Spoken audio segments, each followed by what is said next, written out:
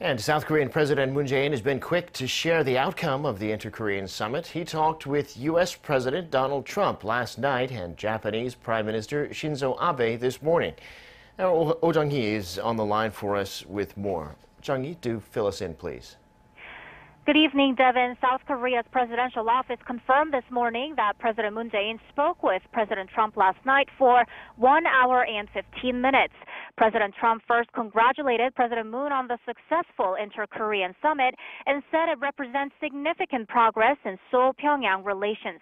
President Moon replied that it was all possible thanks to President Trump's strong support and that the inter-Korean summit lays the groundwork for success in President Trump's own summit with the North Korean leader.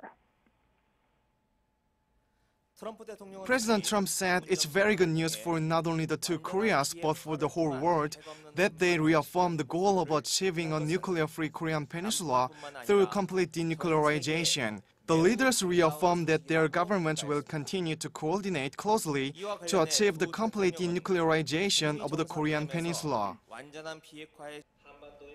President Trump said he's on the same page with Seoul and Pyongyang on their agreement to end the Korean War. He added he's very much looking forward to meeting with the North Korean leader, and if President Moon gives him a call, he'll make it his utmost priority.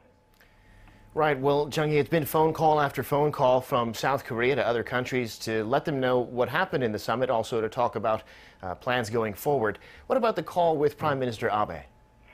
You're right. President Moon Jae-in and Japanese Prime Minister Shinzo Abe talked on the phone for 45 minutes this morning. Here's what Prime Minister Abe said.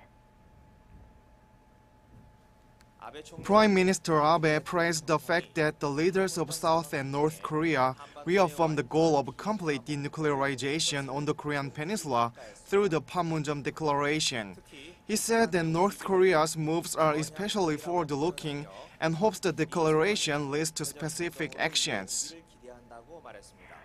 President Moon and Prime Minister Abe saw that the inter-Korean summit set the foundation for a successful U.S.-North Korea summit and that the specifics of the denuclearization process could be designed there. The Japanese leader also said Tokyo is willing to talk with Pyongyang to normalize relations with the North and settle the affairs of the past. And President Moon told Abe that North Korean leader Kim Jong-un feels the same. Prime Minister Abe said he'll work for an opportunity to talk with North Korea and will ask for South Korea's help if necessary, and Moon replied he'd be happy to provide that.